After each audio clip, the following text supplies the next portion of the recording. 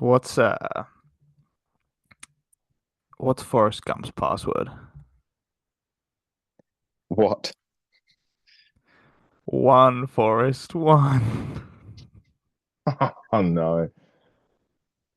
Oh no. Ladies and gentlemen, this is where we've stooped to. It is round one, and we're changing the name to the therapy table. Because simply, we all need a laugh. So, shall we? Smash some glass. Here at the glass table, we're just like I you. like to play football, I like to watch football, and I like to talk about football. Yay! I like to play football and I like to watch football and I like to talk about football. But we do things a little bit differently around here. That could be a dream, Jared.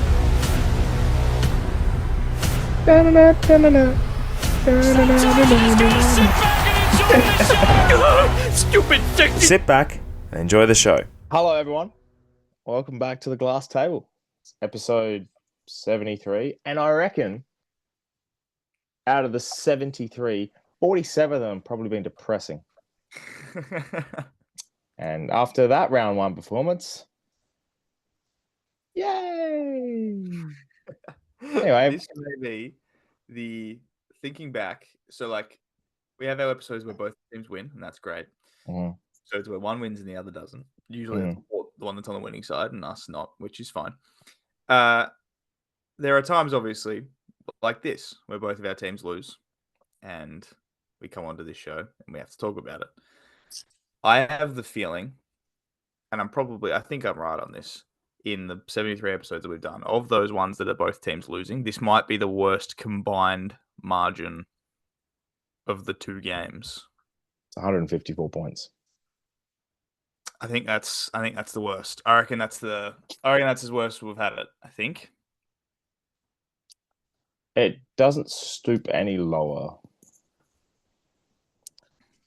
And I'm feeling it. You know what's the positive out of this situation? What's that? Won't get worse. It won't get worse than what we've had. So we won't start any worse. Because we don't have a round one again till next year. So if you think about it, there's hope. and we're sitting on that hope massively. So good start. It's a great start. And obviously you saw the Saints get pumped by the Crows, which just hurts a little bit more because it's that lot. And then I watched I didn't really watch it, more gauged. Glanced. Yeah. Glanced at a scoreboard that I kept refreshing it because I wanted to know if Port score was broken. Because Collingwood's working, but Port's wasn't. And I then came to find out that we suck. And that one hurts a little bit for me too, because it's Collingwood that did it, and obviously Saints and Collingwood don't get along very well. So just hurts a little bit. This one hurts a little bit this weekend. But hey, at least footy's back. At least we got 9 games. That's always fun. Yeah, and that's the problem with this podcast, is the fact that we have to talk about others and their glory. But this is why I think subconsciously this may be a reason why we started recording on a Monday instead, because it's a new week. Exactly. But we're still here to celebrate some wonderful, beautiful, stupid, sexy performances, JT. And that's where we just kick into gear and think about Flanders and some tight outfits. Stupid sexy AFL player. So, Jared, did you have a stupid, sexy performance of round one? I did have I had a bit of a stupid sexy moment, if you will, and it does lead into the performance as a whole. But this just highlighted the performance from this man, and there was just something about it, and it came in the final game of the whole round in the Gold Coast versus West Coast phenomena. Don't you dare. I don't know if we have. I think we might have the same one here. My I'm not specific sure. moment of the round comes from our big, bad, bustling Ben King. We have And the same person. But specifically, though, I have his Mark of the Year contender. Oh, that great. Fantastic. definitely He's the real be king. there.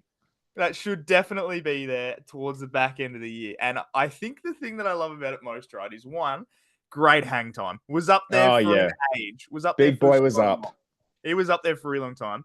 Got a good height on it. And the fact that he is 210 centimeters and thought, I need to get taller than I am right now to mark this.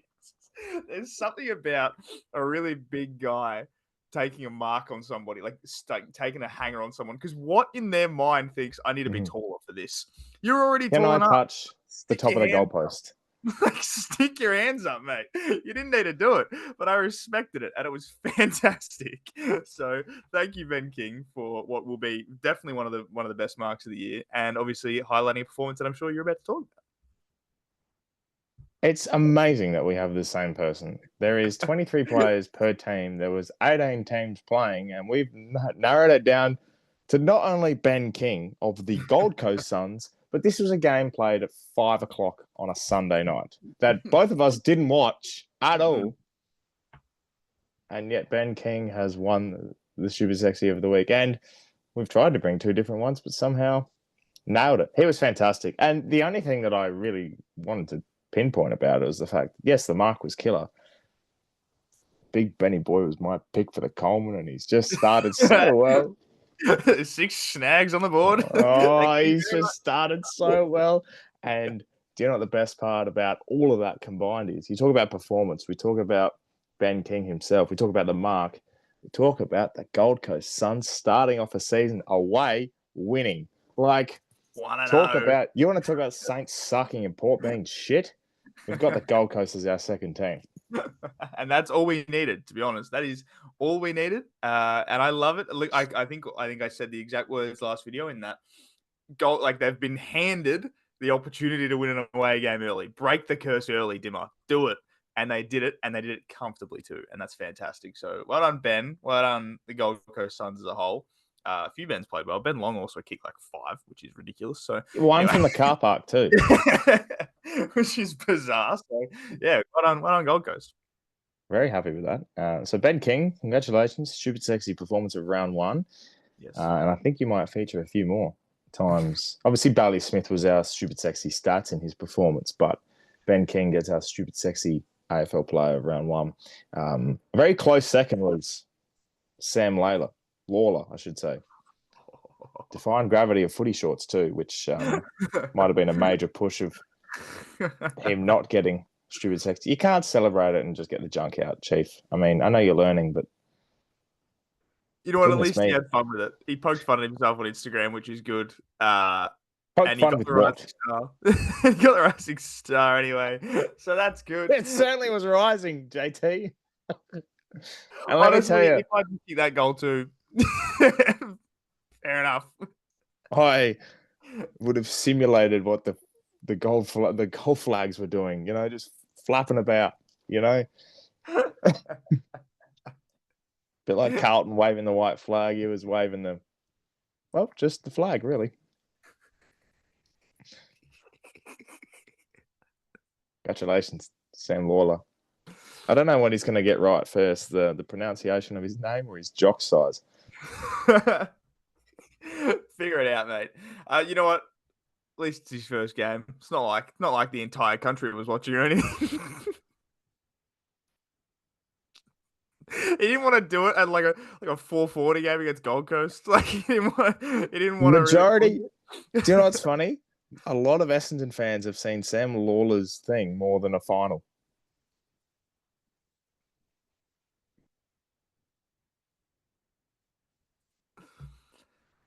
Oh boy.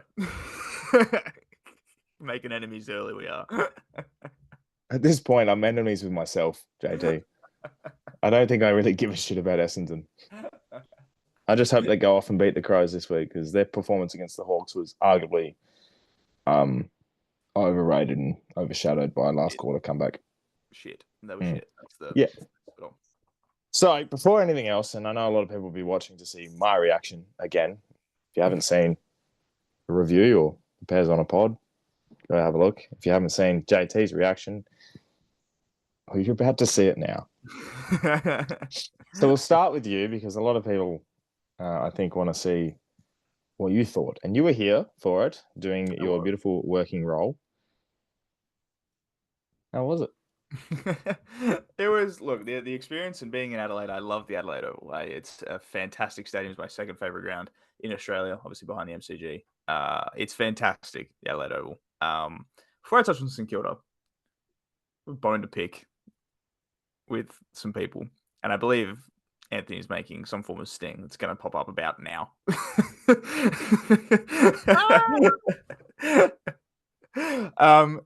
And my bone to pick that I have, I did this a couple of weeks ago, and I spoke about how some people, some of the takes that people have been saying already have been pretty bad, and I wanted to bring one back here, and there's not a specific one. There was just one. There was like a post earlier today that just kind of annoyed me, and what it is, right, is there were some smashings over the weekend. There's no doubt about that. There were some absolute smashings over the weekend, and that's fair enough. We were obviously on the receiving end of them. There was a few more. What I saw, right, after the Port Adelaide one, obviously, immediately the media's reaction is Ken's done, he's finished, he's cooked. He clearly doesn't care, clearly doesn't, whatever, blah, blah, blah, blah, blah. Full, there's just an absolute meltdown over Port Adelaide are done. Round one, they lost. It's over. Game over. Kind of thing, blah, blah, blah. And I looked over and I saw the response to Fremantle's one, in which, aside from a Murphy Reid blitz in the third quarter, they would have lost by more than Port did. And I saw people saying, oh, that's a mulligan for Freo. They'll be right, I reckon. Finally, someone pinpointed it, and I'm so happy about this. I just want to know, right? Freo were touted much more than Port were. And I don't want to hear the Freo were playing it at Geelong. Port playing at the MCG against Collingwood, right? Mm-hmm. Not an easy task for anybody. All I'm saying is, if people are going to go out there and absolutely hurl abuse at Ken and Port and say Port's season is done and that I can't believe they were going to announce the explode before the season started, clearly this is what's going to happen kind of thing. When you look at Freo and they go, they'll be right. And Longer is on a working contract or something now. I don't even know. It's like the same shit. Literally the same shit. Upsetting me. That upset me today. I was like, that's fucking annoying because it's like because they are two teams they lost, again, aside from that Murphy Reid 4-goal blitz, which was, by the way, incredible. Freo would have lost by 100 plus. That's happening. That's what's happening. So I just don't know. I'm just annoyed. There's things happening and I don't like it. There has been a lot of things said on this podcast, and this is the 73rd episode of it in season 3. That may be the best thing you've ever said. Because I could not agree with you more, and I'm not going to make excuses for Port. I'm not going to make excuses for Ken. But I love the double standards that the media has shown. And you know what's... A lot of people came out and absolutely hurled abuse at Ken, but there's also some people still giving him, it's like Ken and his men. You do realise it's the Port Adelaide Football Club, not the Ken Hinkley Football Club. But I'll give my take in a second, but it's all good. That was just my little thing my bone epic. Again, not saying Port were good because they weren't, again, but I just want people to be like, hey, Freo were really shit, because they were really shit. They were really bad, and people got to remember that. So anyway, do you know the best part? Well, not the best part about it, but one of the key things I took away as well was Freo's coach came out after the All-Stars game and said, "Nah, we were hiding all of our game plan." Longmuir, my friend, Longy, you're a damn long shot this year if you've got no game plan. Let me tell you. You should long me on. If I had a suggestion for you, I would suggest the game plan should probably start getting rolled out in round one. I think now's probably a good time to start using it because now all the games matter. Like now you actually have to play for points. Hilarious. Well done, Justin. Really funny. Great stuff. Yeah. Anyway, Saints, obviously. I was, in Adelaide for it. Like I said, love the Adelaide Oval. And I was having a fantastic time up until about 12:04 local time. And everything from there went pretty downhill pretty quick. It was one of those games where got to quarter time and I went, right, okay, so we'll just have one of those days, and that's fine. There wasn't really a part of me that was like, we're coming back from this. it was just like, this is where we're at. And it was just sort of, and the thing is as well, I think the thing that annoyed me was like Adelaide would kick they'd kick like 6 goals in like 20 minutes. And then we kick 2 just to bring it back a little bit. And it's like, don't do that. Like, don't do that. And like in the end, you look at the score at the end, we get like 72 points. That is a good 2024 St Kilda score. If we scored that last year, I'm walking out of Marvel like, not a bad day, you know? You only lost by 10 points. Not a bad day. Whereas I think, and I was having this discussion, I'm okay with having a bad first quarter if the other team also has a bad first quarter. And that's what Saints teams over the last couple of years especially have been really good at, is bringing teams down to our level. We've been really good at like, we might not play well, but we'll make the opposition play like shit too. So it's kind of like evens it out. And like, I'm fine if we kick 1 goal for the quarter as long as the other team kicks 2. You know, that's fine by me. But when we kick 2 goals and they kick 7, that's when I'm like, all right, I'm a little bit, don't do that. So I wasn't happy. Somber flight home was probably a good way of putting it. And yeah, good start to the year. You know what they say? There's always round 2. Oh, Geelong. Great. Fantastic. At least it's not down in Geelong. Oh, man. Thank God. That's later in the year. That's about round 15. We're going to lose by 200 points. A lot to look forward to. So good, man. So good. Hey, well, last time you played them at Marvel, you won, so... That is true, and that's what's given me a little bit of leeway. Is we are sort of Geelong's bogey team. Like we beat them more often than we don't. Obviously, we lost to them in round 1 last year, but then we beat them late in the year. So I'm like, you know what? There's just little things here and there. So, you know, but that's next week. That's still a long way away. You didn't have the worst performance of the round. No, that's very true, and I'm okay with that. But I feel like you wouldn't be okay with that. I would like to invite to the table, the therapy table, Carlton fans, Fremantle fans, West Coast fans, St Kilda, and Port Adelaide.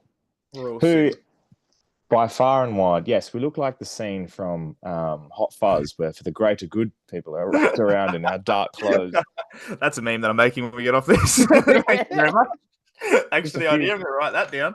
A few logos just roaming about. For the greater good, we're going to have to sack all of our coaches. I'm writing that one down. That's going straight. It's amazing how like Ross Lyon gets announced with an extension and they go out and first round loses by 63. Port Adelaide has a succession plan and Port Adelaide lose by 91 points. You then go to Carlton, who have Michael Voss and everyone's cheering for their premiership this year, lose to the team that's supposed to not win a game for the next 5 years. You then go to West Coast with a first coach in McWalter, his first full season, loses by 87. And then you have Fremantle, who have a coach that have a verbal working agreement, which isn't really a contract. It's just, yeah, we'll guarantee you a job unless type of deal. So it's very, very funny to me that everyone that got pumped this weekend had some sort of coaching involvement. And Ken Hinkley's is by far the worst ever. And if that man smiles after a 90-point loss again, I will ruin his retirement plans. No word of a lie. If I see that man shaking the other coach's hand after being pummeled, I'm going to, make sure he never shakes a hand again, verbally. Not physically, can't do that too much. Plus, he might have arthritis. I don't really want to beat down on the man, you know? But in all seriousness, It was by far the worst performance we've had under Ken Hinkley. And it was the biggest defeat we've had under Ken Hinkley. It was the worst round one result we've had. We won round one in 2013 after being told we wouldn't win a game under Ken. We won round one against the D's by 70 points. Our 2 round one losses, we've only lost twice in round one under Ken Hinkley. It was Freo by under a goal. Yeah, 13 years. We've lost twice. We lost to Brisbane by 2 goals in 2022 and Fremantle in 2015 by a goal. Our worst result, I think, ever in a round one. And Ken's plane has no engine. And I'm not just going to put on, and this is where I get serious, and I've mentioned this in other things, but I feel like people might not watch the review and want to see this instead. And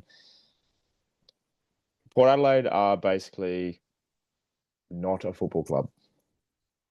We are a spineless franchise that is only good for off-field commercial use, and on-field, we play the equivalent of how a C grade would look on a Saturday afternoon at 10 a.m. And it's the blokes that play in the C grade. They're like, nah, I can't be stuffed playing A grade, but I'll have 40, kick 2, and be happy with myself because I played well. And I don't want to get too in-depth to it because I've harped on enough about it. It's a new week, fresh start, happy days. We play Richmond at home. We'll probably lose, but it's exciting. At least it's at home. At least it's at home, yeah. And I get to witness it live. When you have a 38-year-old man who's played 390 games, have 28, kick a goal, and be best on ground for your team, and not get recognised for it, by the way. Connor Rosie got 2 coaches' votes I saw because he had 35, and I think 25 of them were hacked out of the contest. It's pathetic. You know, why does my great man have to go through such a struggle? The only time he plays on the MCG this year, and it's round 1 and 90 points. That's a really hard thing to take. That is a tough. The only time he'll play at the MCG this year is a round 1 loss against Collingwood, and it's 90 points. And he was like best on ground, so gave it a crack. Actually, I put it that way, and it's quite sad, isn't it? It's one of those things where you just you kind of look at the game as a whole, and obviously we both didn't get to watch too much. You were at a wedding and I was working. Thank God. Yeah. I tell you what, I noticed 2 things with this game. For the brief glimpses that I got of looking at the TV of what was going on, there was 2 things that I saw. One was sort of in the first quarter when the game first started and Tim Membry was kicking snags for fun, and I went, that really hurts. that hurts the soul a lot.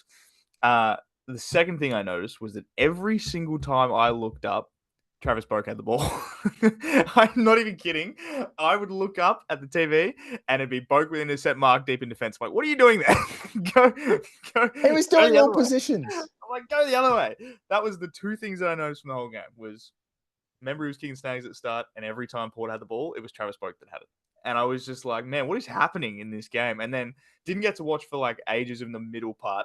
Then again, got a brief look at the TV, and I was like, the fuck is that? I was like, what is happening right now? What a bizarre game of football to be a part of. And yeah, there was a lot of smackings this week, and that was the one that I least expected to be a smacking. All the other belting, I mean, Freo and Geelong as well, I didn't expect, but our one and the West Coast one kind of makes sense, makes sense to be a fair margin. The Port one, I was like, wow, bizarre. Mentioned Boak being everywhere. And I noticed this while looking back at I saw the goal he kicked, and I was like, first of all, congratulations, Trav, on kicking a goal rather than a point this year. You are 1 goal. Good start. Great start for you, Trav. Yeah. You've got it out the way early. He'll kick 1 million this year now.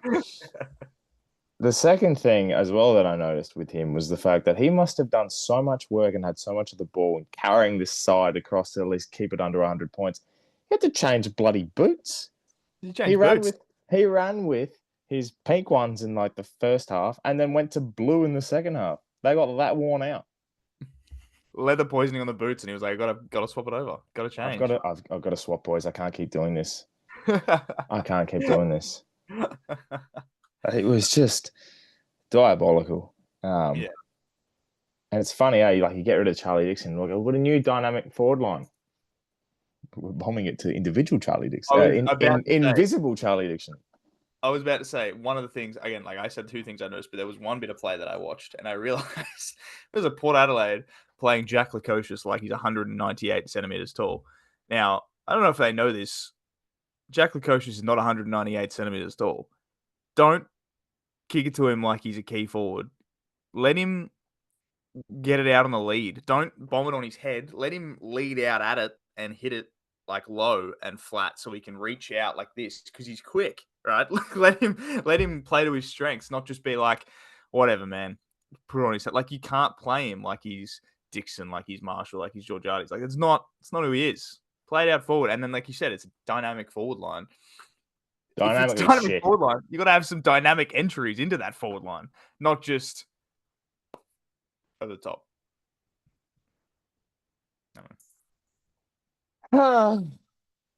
Football. But you know what? Round one's done. It's out of the way. It is out of the way. But the one thing I did want to speak about was Footscray. The Western Bulldogs. That logo that they're bringing out this week, and the run they're running with this year for 100 years and changing their name to Footscray. Now, we talked about this last year. Keep it. It's not 1 week. It's one all the time now. Please. We like it. I would fucking love if after this round, it gets to next Monday and they go, just kidding. We're keeping it forever now. Way win. That'd be fantastic. And I'd cheer and applaud. Well played. It'd be even better if they lose to Collingwood by 60 points in their 100-year ceremony. And they're like, we're actually going to change it to Footscray to make you happier. They'll do it. If they win it, like it makes sense. It's like, we don't lose this Footscray, so this is what we're doing. But no, like it's so much better. And obviously, they 1-0, which is a good start for them. I tipped North, and I'm very, very sad about that. I also tipped North. They played pretty good for most parts, it looks like, other than like the first quarter. Didn't watch a single thing, to be honest. So I'm saying I had it like, again, brief looks like Port Collingwood. And I think it was just the first quarter, they just got sort of overrun. But, a few games that were good. I feel really, really bad for West Coast fans because they've been bad for a long time now, West Coast. They've been bad for a really, really long time. And I know that a lot of fans would have rocked up to Optus Stadium yesterday and been like, this might be the time. It's a new coach. It's these new exciting players are finally starting to come on. Like Harley's in his second year. Maybe we're going to get an early win here. Maybe we're going to be a new kind of thing. And then they went out and got absolutely thrashed by Gold Coast. And I was like, man, I feel so bad for them.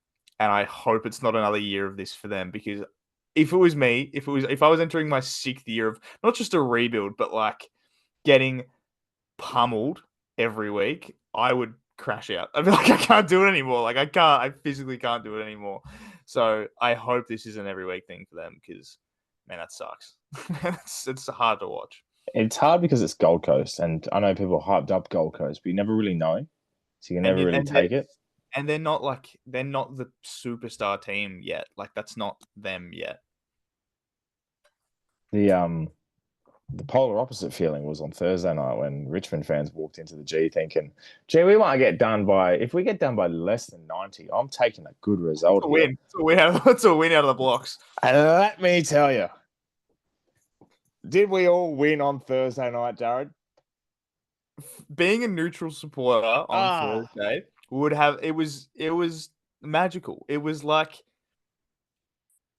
one of the most bizarre things you've ever seen. And I think the thing that was the best about it was you could see it coming. Mm-hmm. When they kicked those few goals in the third, I remember being like, they're actually really, really on here. Like usually like a young team gets real close at 3/4 time. And Tom Green kicks that goal at 3/4 time siren. A lot of other teams, I look at that and I go, they've tried Tom Brown. It's Tom Green. Tom Brown, like, which colour? What got me, I think. But a lot of young teams that happens. Pink. Happens to a lot of young teams, and you go, they've tried really, really hard for 3/4, and they're going to run out of legs. They're young. It's not going to happen. But for some reason, it was different. He kicked that goal, and you went, hang on, they're actually going to win this game. Like, it's going to happen. And then everything happened after that. And then Seth Campbell with the most justifiable backflip in the history of the AFL. Sometimes you see a backflip and you're like, don't know if that was all that. Like, don't know if you really had to. Joel Jeffrey did it, and it was like pretty sure it was like a Saturday 4:45 game. I was like, really? Is that what's happening here? But Wasn't it the pies? Yeah, something like that. I don't know what it was, but either way, most justifiable backflip in the history of the AFL, and well played. This win for them, and get serious for a second. This win for them is right up there with the 2017 qualifying final. If you exclude premierships, because other people are like, oh, this is one of the greatest wins. If you're going to say that Carlton had probably arguably their worst loss in 30 years, then I reckon you say this is one of Richmond's best wins in 30 years, because you throw that up there. I'll go with the 2017 qualifying final against the Cats. No one gave them a chance, but they won. I throw in the 2010 first win under Damien Hardwick. They were 0-9, went to Amy Stadium, bet Port Adelaide in treacherous conditions. Horrible conditions. I know that game. And they won. And then you go to this one, round one, written off by everyone. This was everyone's lock. This was your lock. No, you said Hawthorn. No, Never mind. I said Hawthorn. I got it right. See? Never mind. So did I. Count the Cats. This is, since the grand final, this is Richmond's best win. Since 2010, this is their best home and away win. Yep. Since their, since after the signed goals like Jordan McMahon or Lloyd against the Swans, like these types of wins, this was their best win, and it was so good to see. And I think everyone felt the energy. And this is where it takes me to be like, you can never have an opening round. You can never have anything that takes away from Richmond Carlton as an opener. People are saying, oh, we've lost it. We've lost the opening round of the year now. This is the opening game. We can't have it anymore. Richmond Carlton, Thursday night, every year, for as long as you like. That's why. Because you just don't know what's going to happen. A Blues outfit that should be charging for top four, and Richmond may as well be playing in the SAFL. Yet Richmond come from the ground, win in one of the almighty wins against a Blues outfit that was terrible in a sense after quarter time. Just that's my point, is the fact that this should be opening round, and that if you're a Richmond supporter, regardless if you lose a game for the rest of the year, that's the standard. That was going to be my next point, in that that's obviously fantastic for the players, for one. Being those young kids winning that game, they have all the belief in the world now that they can do literally anything. But it's also massive for every single member that's still signed up this year going, I'm going to sign up. I don't know how many games I'm going to go to. We're going to be pretty bad. The ones that are members that have signed up, they would have gone to round one, because they always will, and they always do. That's a guarantee. Even if one of the teams is bad, the fan bases will rock up for that game. So most of their members would have been at that game, and they have now walked out of that game going, I'm going to every single Richmond home game this year. Richmond can still, this could be their only win of the year. Yet in round 20, when they're playing a game at the MCG, probably in the middle of the day on a Saturday, I don't actually know what the fixture is. When they're playing that late game against a team that no one wants to watch, fans will be there, because you just never know. And that's incredible. And just full credit to Richmond, because it's one of the most amazing wins I've ever seen in my life. Like, one of the most amazing home and away wins that I can remember coming out of that game.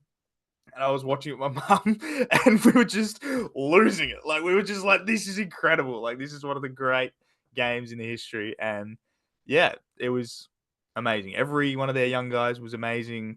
And frankly, everyone at Carlton, bar probably 4 blokes, were terrible. And it was just, it was a watch. It was a hell of a watch.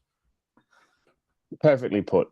And if you want to compare one of the greatest wins, I think one of the best wins was also on Sunday in front of 5 people at the MCG, where Lachlan Keefe has ice in his veins and slots it against Max Gawn. Now, paint the picture, Jared Thomas. Max Gawn had the rubber duckies set up in a bath ready to give it to Lachlan Keefe. He had the bath ready. And in the end, Lockie Keefe has reversed the move, gone in, thrown Max Gawn with the baby water, and just gone, I'm going to kick the sealer. One of the more obscure match-winning goals you'll ever see in front of, I think, 23,000 people. And I think majority of the people wearing orange are actually McLaren fans coming from you. I was just going to say a few things about this game. And I know there's another thing that we're leading this into, so there's not that much thoughts about the game, however. But I will say, not many people at that game, very funny. Not really, not too much of an excuse that Melbourne fans don't show up. It was torrential rain on Sunday. Fair enough that people weren't really there. And yes, the amount of McLaren fans that would have been around that would have seen them win and gone, oh, sick. And then looked at their watch and gone, hey, these GWS, still half left of that game. Down the road. Yeah, we'll get down. Why not? And fantastic. Just a bizarre, like you said, a bizarre match-winning goal. Just before I get into the match-winning goal things that I want to do quickly, the fact that people were complaining about the crowd and you had people having to debate whether to go to a one-time event per year at the Melbourne Grand Prix or Melbourne GWS on a Sunday afternoon, sitting in the wet at the footy, I think I kind of know what I'm going to select. Yeah. I'm going to go watch one of the great races of all time, the unpredictability of it, Oscar Piastri and everything else around it compared to... There was 465,000 people, an all-time record for the Melbourne Grand Prix over the 4 days that it was held in Melbourne. Insane. And you want to talk about the AFL also having the highest attending round one fixture of all time. Talk about turning out, like people across the country. Like if that alone isn't enough for the AFL to be like, hey, maybe we should just keep round one the way it is. Hey, maybe it's all okay. Maybe, right? Here's a brilliant idea that I don't know if people have thought about yet. Just have a normal round one, but let the Sydney and Queensland teams play home games in round one. If you want to grow the game there, you can just let them play home games there. That's fine. Just don't take every other team out. Let everybody else play. Don't just be like, nah, we'll have 2 games this year. Silly. Perfectly put. Silly, I say. But just yep. Oh, we were both going to segue there. Oh, what was your segue going to be? Oh no, I was just going to say it's just it just perfectly shows that while the unpredictability of things happening in the Grand Prix, like you said, unpredictability of it, there is always a chance of unpredictability at a random 23,000 games at the FCG with Lockie Keefe and the obscure match-winning goal. A better segue than I was going to have. What was your segue going to be? I was going to say, perfectly put, just like Lockie Keefe's kick towards goal in the dying minutes against the D's. Right, before we go around the glass table, because there's just so much more to talk about now than I realised. Before we go around the glass table, I wanted to talk about obscure match-winning goals. Now, we know the big ones. We've seen the Motlops. We've seen the Greys. We've seen, I'm just thinking Port here, to be honest. But just we know the ones that people can label. We know the ones that Luke Shuey. Hope he's enjoying retirement. Prick. Anyway, obscure players kicking match-winning goals, Jared. We don't really have a ranking system here, but I'm just going to label 5 and you're going to label 5 and get a kind of reaction. And I think we've got one that's the same. So we may as well kick it off with him. And that's Carmichael Hunt against the Tigers. Now, what makes this more obscure was it's 2012 and it's our favourite place, Cairns. Yes. Bizarre. There's so many things about this that makes this incredible. So, 2012, Carmichael Hunt, rugby turned AFL player. The Suns at the time were on a 21-game losing streak that spanned from their first year through their second year. It was at Cairns. And it single-handedly sent Richmond back probably 4 years. So there was a lot happening all at the same time. And this one isn't so necessarily obscure in everybody knows this happened. Obviously, it is a very famous game winner. It's obscure in name. Yeah, all the things surrounding it in terms of Carmichael Hunt is obscure, and that's why we both had it because it's burned into my brain, this goal, and it's just fantastic. Best part about it is it's with the OG Fox Footy scoreboard when they first brought Fox Footy back, and we want to talk about obscure moments in obscure places, obscure players kicking winning goals, obscure commentators. Who is now an obscure commentator is Matthew Campbell. Oh my God. He was commentating at the time. Carmichael Hunt. Yeah. It wasn't Hutto. Wow. It was Matthew Campbell. That is obscure. There's so much obscure happening there. He is the voice that I ran with because Port Adelaide in that time was always Matthew Campbell. Speaking of Port Adelaide, I wanted to throw this one in there because I have to hit the KPIs. 2002 at the SCG, Jared Bolton, Dwayne Russell commentating, and he says, "This is what kids dreamt of before your mum called you in for dinner." He's kicking the winning goal after the siren, and Jared Bolton has nailed it. This thing was obscure. That's such an obscure, such an amazing commentary line. Such a rich, thought-provoking, nostalgia, heart-beating line. And then Jared Bolton's kicking the wing.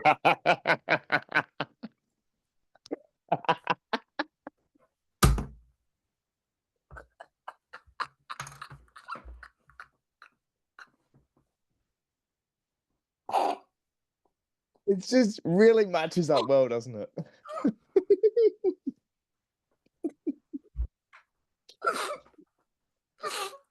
Oh, that's funny. It's just imagining a kid going out in his Jared Bolton Port jersey. Number 27. Fuck, it's amazing. Oh, fuck, that's so good. Oh, I'm crying. That was hilarious. It's just got hot in the kitchen. Oh, that is really funny. And yeah, that is obscure. That is so obscure. Oh man. Wow. That's fantastic. I'm glad that really tickled you. It's just amazing. Oh boy. Are we going 1 for 1 on this? Because I'll do one as well. I'm gonna hit my KPIs too. And this one is I don't know the year. All I know is that we were really bad. We were bad, and Melbourne was pretty bad. And it's Lee Montagna under the roof at what would have been Etihad. And what I remember about this is I was at the game. And Jeremy Howe kicked a goal from right in front of me, just about where I sit in my members' seats. It's right on the 50 kind of thing. And Jeremy Howe just slots this, and I'm sitting right behind him just about, and I watched this thing go straight through to put him up by 3 points. And I was like, shit, that's rough. What then happened was ball goes up, gets kicked out to the wing, gets just hurled into our 50. And Lee Montagna somehow finds his way onto the end of it in the goal square and kicks the goal with 8 seconds left. And just thumps it into level 3 and wins this game. And it's obscure because it's not after the siren or anything like that. But I just remember losing my mind because after Jeremy Howe kicked that goal, I went, that's it. I was we lost. And then Lee Montagna, who was in the twilight of his career, was I got one more thing left for us, boys. I'm going to get us over the line here. And he did. And we won, which was fantastic. I want to talk about club heroes. Then I'll throw you 2017 David Mundy at the MCG against the Tigers. I'm going to talk about the Tigers' best wins and didn't even come because I reckon 2017 they started they were 5-5 and all of their losses were under a goal or under 2 goals. They were okay-ish, and then we played them in Maddie's match and we beat them by 80 points, and it was it was real weird. It was what happened here? I don't know. You basically switched him into gear after that. And then they won every game for the rest of the year. And we were boy. Anyway. I remember, David Mundy kicked the winning goal after I think it was after the siren. It was just after the siren. Slotted it. And it was really early in the year. I just think it's very obscure because no one remembers it. No, it's a Freo game at the MCG. A rare Freo MCG game. And David Mundy pretty much had the Tigers in his pocket pretty much half of his career, I reckon. Back end, he kicked a couple of late winning goals as well. A few late ones against them, absolutely. Something that people won't exactly remember. I think Eddie Maguire was commentating that day. Yes, he was. I can tell the exact. Yeah, and he was very happy about it. Yeah, he was. I think it was. I think the Richmond hate really was flowing through. Yeah. But no, that was very good. Speaking of ones that happened on the MCG, and this one is one that I posted recently on our Remember When thing that we've been doing, and this one is very special to me because it is a Cale Hooker winner. And the thing is, it was a shit day at the G. It had been raining. It was a horrible day. Big crowd though, because it's Essendon Hawthorn. And Cale Hooker kicks his goal, and it's one of those ones where he kicks the goal and the camera starts shaking. That's when you know it's real. Oh, the camera shakes. Crowd is going off, kind of thing. And the thing that I love the most about this is Cale Hooker, 4 years, was on the receiving end of a highlight against Hawthorn, the famous Buddy Franklin goal. Every time Essendon and Hawthorn played, you would see Cale Hooker chasing down Lance Franklin. It would just get played over and over and over again. So for Cale Hooker to get one back on him and win the game off his own boot, well played, Cale Hooker. You did well, and he got that highlight back. And I bet afterwards he was like, you know what? Worth it. I did it in the end. That's all I needed to do. Stuff you. Yeah, exactly. That was exactly what it was. So I love that one. Not a lot of people remember that either. That is great commentary by Hamish McLaughlin too, by the way. Who, very happy to have him back in the commentary box. Yes, absolutely. Don't ever go to Paris again. Stop doing that. No more, please. Speaking of, I go to that Richmond one on the short end of the stick against Freo. I'll flip it over, and the Jordan McMahon winner in 2009, which sticks in my brain because it was literally marked with half a second to go. Yep. He kicked it from 50, and that man will arguably never be remembered in anything other than a Gridley or this moment. It's exactly right in that that was his big thing, and it started one like dynasty basically, and it made Melbourne, it made a lot of things bad for Melbourne. So like Jordan McMahon kicks that, and that moves Richmond down the order, and they pick Dustin Martin, right? This is what happens. It's one of the last games of the year. Richmond win this game. They swap places with Melbourne on the draft. So Melbourne get pick 2 and Richmond get pick 3, whatever it is. Richmond end up picking Dustin Martin with the pick, and Melbourne pick. It was like the Trengove. It was the Trengove and whoever won. So butterfly effect. And then Melbourne after that game started getting looked at for their tanking allegations, which they then got found guilty for, which then pushed them all the way back another 6-7 years kind of thing. It's one of the most obscure ones because both teams were real bad, and yet it became one of the biggest butterfly effects in AFL history.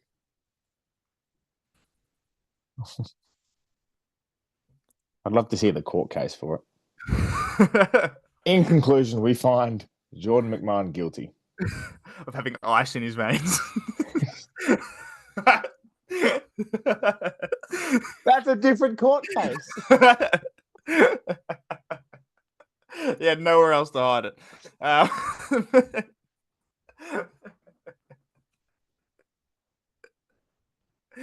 Speaking of the MCG again. Speaking of ice. No, not quite. Speaking of the MCG again. This one is interesting because... Oh boy. Got a lot of laughs in this one. This one is interesting because it is, and it should be, and it is, one of the most remembered goals after siren ever, but I still feel like it's underrated.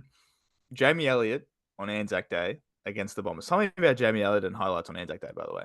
But Jamie Elliott against Essendon on Anzac Day. Collingwood's movement from the back pocket all the way up, down the side, lands in Elliott's lap. Down the side. What are you talking in EPL I don't know what that was about. Yeah. Down the side.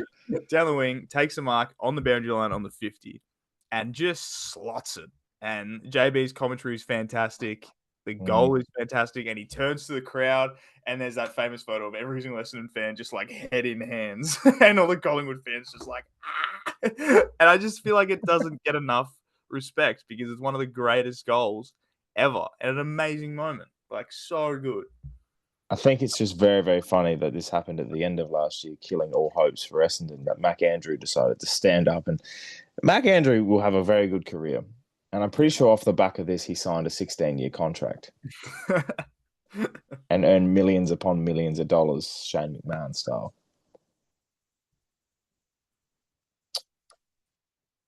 It's very funny. That's all I have to say about Mac Andrew. I also just realized halfway through that the millions of dollars was actually Was Titus? It was primetime players. Was Titus? primetime players. Jared Young.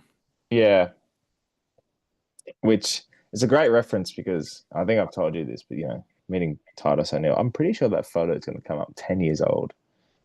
Wow. Titus O'Neill visiting the Port Adelaide Football Club was the weirdest, single greatest experience I've ever had. What a moment. What a moment for the boys. I'm sorry, Mac Andrew, for taking away your spotlight here. But yes, no, that's just, I think one of those goals is going to end up being like a trivia question tomorrow, especially Gold Coast Essendon. The circumstances surrounding it as well. Like they hadn't won away at all. And the first time they did it was goal after siren against Essendon. Couldn't do it in real time, but but yeah, decided needed some more time. Yeah, we'll figure it out. So that's it's a fantastic one. And yeah, absolutely, it's one of the more recent ones, obviously, but it's very, very good. And very quickly, obviously, my last one that I had was everyone remembers the Nat Nui big screamer and then kicks the goal and then goes to the crowd and does the big thing. Not many people will remember that Nat Nui grabs it out of the ruck with 9 seconds to go, just slams it on the boot as quick as he can at an empty Giant stadium. There is nobody there, and he won the game. And that's fantastic. That is very good. Yeah. Let's also remember the one about Nat Nui kicking the winner against North Melbourne. Yeah. And Dennis Cometti commentating. Yep. Nat Nui! That just was you screaming Nat Nui, I reckon. That's how he did. That's what he did. He ran to the crowd. Yeah, good shit. Yep. Speaking of running to the crowd, we should go around the glass table. Absolutely, we should. We'll make this quick. I'm sorry, everyone. We've just been laughing too much because Jared Polton is very funny to Jared Thomas. It's just really funny. Can you please? You've already come up with the meme for the greater good. Can you please do Remember When this week of just Jared Polton? I'll find it. I have the link ready to go.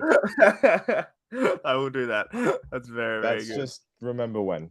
Yeah, beautiful. But no, around the glass table, we can go through very, very quickly. We obviously a few debutants and everything. Which AFL debutants, which debut, excited you the most at the time you watched it and you went, "How good is this going to be?" There was so many on the weekend, and yours was the one that you used at least. I ratioed our own account. Rosie, Butters, and Dersma. And someone pointed out Willem Drew in that, and I was like, you know what, fair play, because that man is probably the most popular out of all of them now. Well, not after this weekend, but No, but the thing about that one as well is that wasn't just exciting for Port fans. That was exciting for everybody because my Supercoach team was rolling that day. I had so many Port players that year.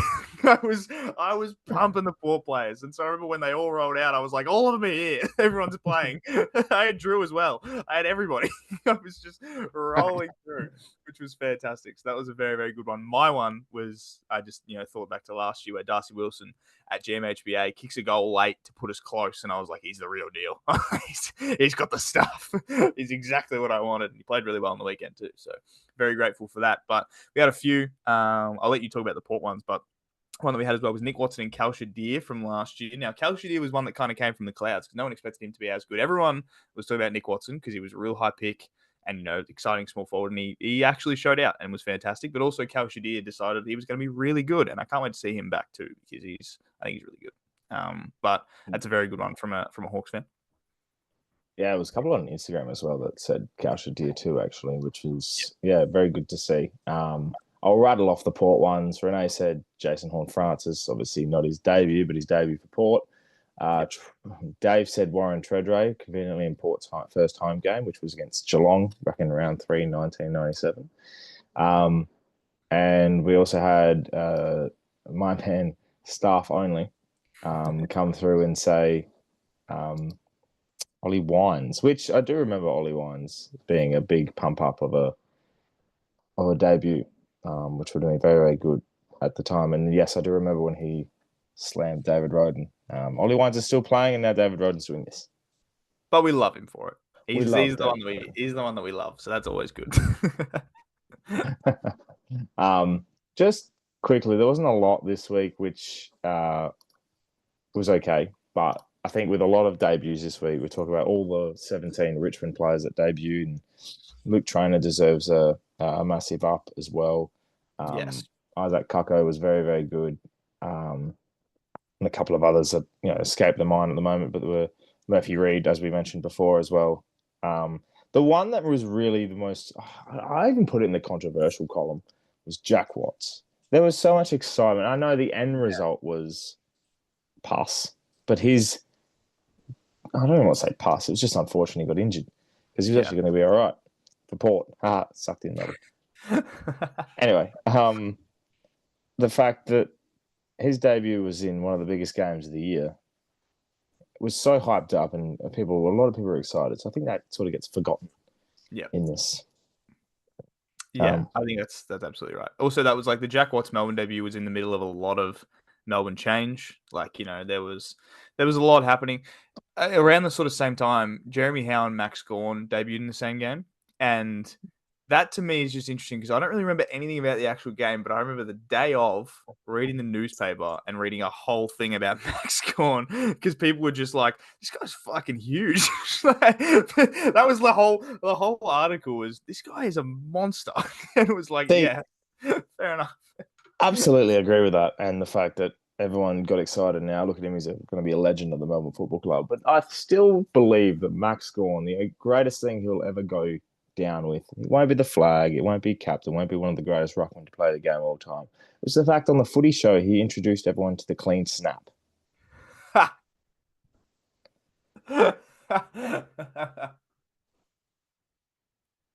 He just explained to Sam Newman that the clean snap is basically when you take a number 2 and don't wipe.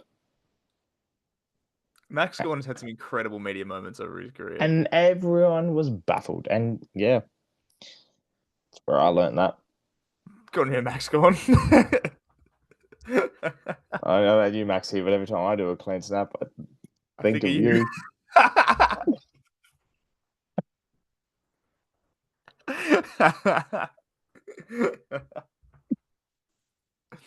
Oh, it's fantastic. I don't really know if I want to segue the way I want to now with my brain the way. Fuck it. Anyway, yeah. Just say it. Let's just snap straight into the tips. Yeah. That was not what I was going to say. No. Oh, that's fantastic. But I'll let everyone think in despair. And I digress. So, round 2, Joe Thomas, we'll do our tips and we can rattle these off quickly because I know a lot of people will get into this point like, just talk about round 2 already. Like, no, this is doing it on Tuesday. You can watch the agenda setters for that shit. Precisely. Kane, I can do you as well, Chief. Oh my God. He just came home with me from the wedding. Anyway, can't believe I just did that. Anyway, just a quick shout out to a couple of tipsters who's running at on top at the moment. Flag Blues 24 and Baz's Ruse 10 tips apiece. So not bad from 11. Very, very good at the moment. And I'll shout out my mate Tice with Godrez on 9. He'll like the little shout out there for him. Yeah. So doing very, very nicely. I shouted this out on Twitter earlier in the week, but shout out to absolute sicko Mark B for tipping Richmond, the only person in the comp to tip Richmond. Incredible effort. Well played.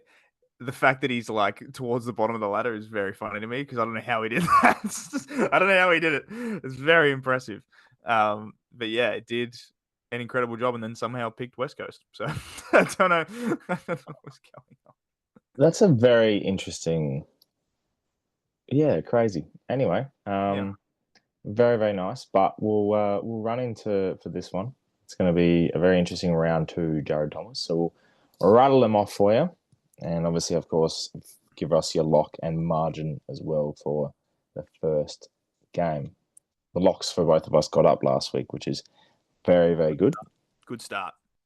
So, round 2, Thursday night. I keep forgetting about Thursday night games.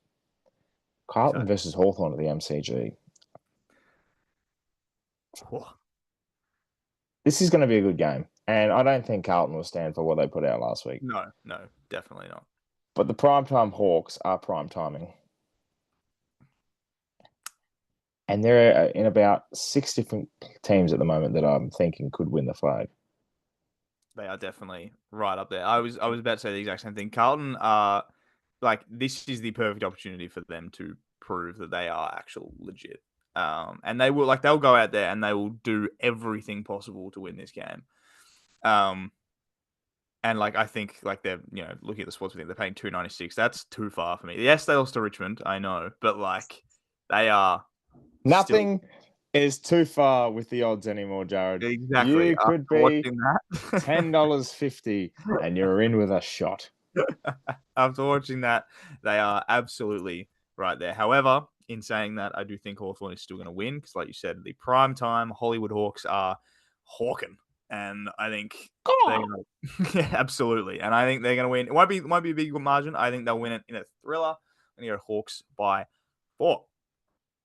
I think their first loss of the year will be Gather Round. And that might be Port's first win of the year.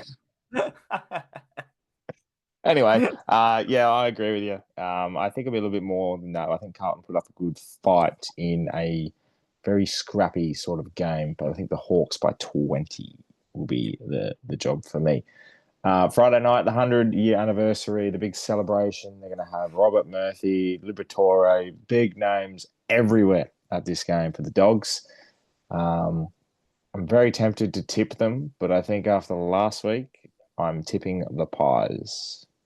This one is really interesting to me too. So the Dogs are playing this one at the G. They're using, they're wanting to get their biggest home crowd ever, and I think they're going to get it. And I think this is going to be my little upset of the week. I'm going to tip the Dogs, because I think their fans are going to get them there. I think they're obviously a bit undermanned, players wise and everything, but I don't know. There's just something about them. They got a hunger about them, and I think they're going to look good. They're going to sound good. Crowd's going to be big. I'm going to tip the Dogs. Interesting. Yeah. Very interesting. So you tip the Hawks and the Dogs so far in an upset. Mm-hmm. Right. Celebration games don't go too well. Just want to let you know. I remember the Essendon game against Carlton. There is that as well, but gathered in a circle like some that one was interesting. But I also remember the same celebration game. We played Essendon at the G and we got the job done. So there's been both. Celebration games at the G might be a good thing. So I don't know. Just got a good feeling about the Dogs. Ooh. Dogs good for JT. Dogs good for the first time in 3 years. Dogs good. Saturday Arvo at the MCG again. We got the Dons, Essendon taking on the Crows, which I haven't really spoken about the Crows. Don't really want to, but if you are a Crows fan, you got this far. Very scary, very good. We only played the Saints. I think this one, if they warrant a bit more, they come out here and actually put on a fairly good show. Yeah. And this is an interesting game for me because Essendon probably were a little bit worse than they were painted to be last week. And then the Crows were probably a little bit better than they are, but two very different stories. Yep.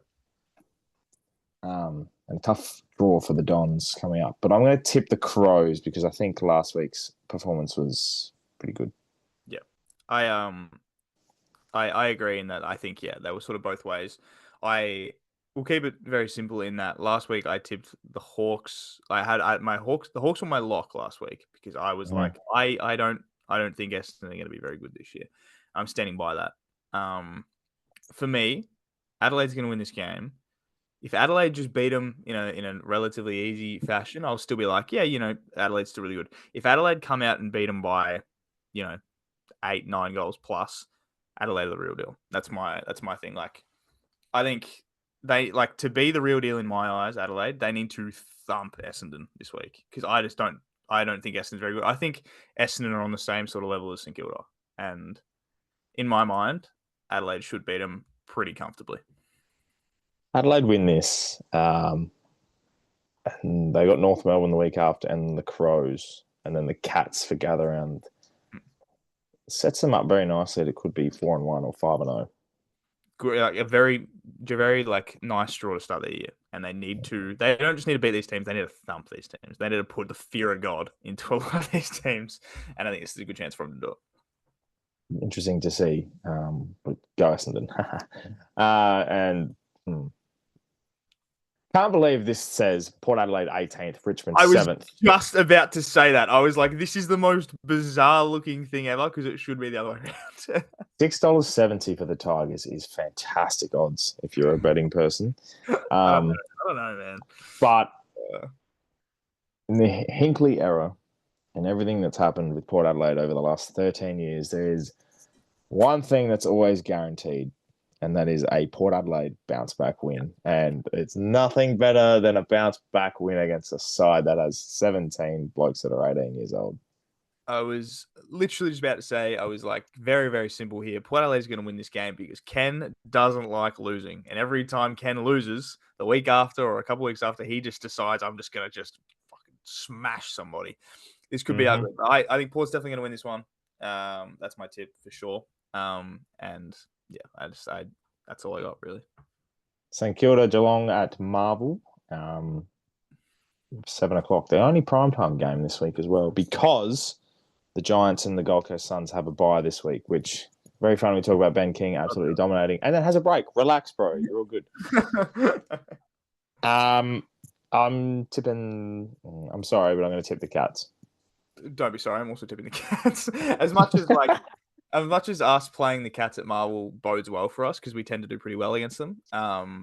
I just think the Cats are very, very strong this year. They showed it. They spanked Freo. So I think they are a better team than they were last year, and they were very good last year. So yeah, Cats for me. Brisbane versus West Coast. I think this is pretty straightforward, and I'm putting that lock in, throwing the key away because it's not even a joke. That's me as well. Absolutely. I didn't want to be boring, but it is my. I'm going to be boring. I'm being boring. That's the lock right there. Yeah, put it on that bridge in the middle of somewhere that shows you your love forever. You know, I'm putting that in my tips forever for Brisbane. That's the one. North D's at Marvel on a Sunday. Now, are we going to get burnt twice in a row? North Melbourne. And the D's were very, very good. They just got run over by a better Giants side. Yeah. North were very, very good too in terms of that. But it's unpredictable because you know what dogs are. And I think we'll see what the dogs have on Friday night, and that'll give a better indication of what North are going to be on Sunday. I'm tipping the D's, though. I'm going to tip the D's as well. I really want to tip North because that's a pretty good first two games for them. Like, they would have looked at the first two games and gone, we can go 2-0 here. And I still think they're every chance to win this one, especially being a Marvel. But, yeah, I just don't know. Yeah, the D's just. I think Petrarca, Oliver look very, very good. Sparrow as well, very underrated, I think. Yeah, him and Rivers, bit of depth there. Although I can't tell the difference between the two. A lot of those guys look the same, don't they? Yeah, it's like Windsor, the Geelong Sparrow, Rivers. 17. Yeah, they're all about the same. All those guys. So Melbourne have just the big, bulky, brunette blokes that run around looking all the same, and only one of them's a chef. And then you have the 14 blonde headband wearing blokes down in Geelong, and only one of them's a model. You know, it's just figures it out. They figure it out in the end. Last game, it's probably the hardest to tip. I was about to say, this is tough. Sydney to be 0-3. The Dockers 0-2 if they lose this one. Dockers at home. Freo look diabolical. Sydney just haven't got it right, but they don't look half bad. I don't know. This is really hard because either way is a storyline that both teams just do not want. Sydney either go 0-3 and the premiership, the grand final hangover is real. Freo go 0-2 and are wasting the best list they've had in a very, very long time. Either way, the storyline does not suit well, which means that both teams are going to come out with a fire. This one's really hard. Sydney go into a bye, and Freo have the derby going into the week after. I'm gonna tip Freo. Purely for the fact that I can, in my head, imagine more headlines about Sydney being 0-3 than I can about Freo being 0-2. I think that's exactly where I'm looking at. But I think Sydney have always been the type to turn shit around and throw that Bloods culture when they're challenged. So I'm tipping the Swans. I think we're going to find out if Dean Cox has that dog in him. That dog. We need to find out if Freo are going to be anything at all. So yeah, well, that's it. We're about to find out who's who. They're definitely missing Hayden Young. Shai Bolton obviously didn't play. Pretty sure Alex Pearce was missing as well. See, Sean Darcy playing too. So few boys out for Freo. Yeah. So interesting times for both of those. But regardless, that's our tips. So make sure you get your tips in because I want to see them this week. And obviously got a $100 Prezi voucher up for grabs. And we'll obviously have a couple of prizes for second and third place. But hopefully they're us. Yep. Or one of us will be first, maybe. That'd be nice too, but we'll see. Imagine that. We've just rigged the system. I win, you all lose. That's 2 cartons of beer.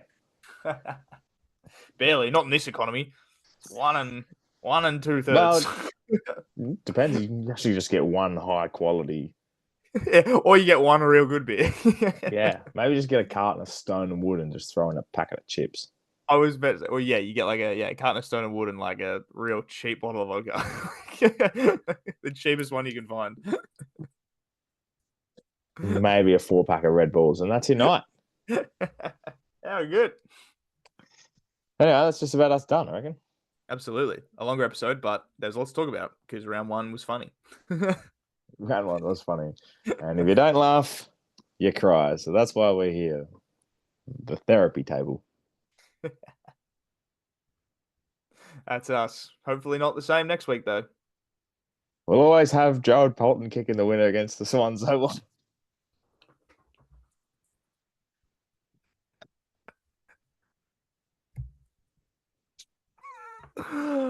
Oh, it's just amazing.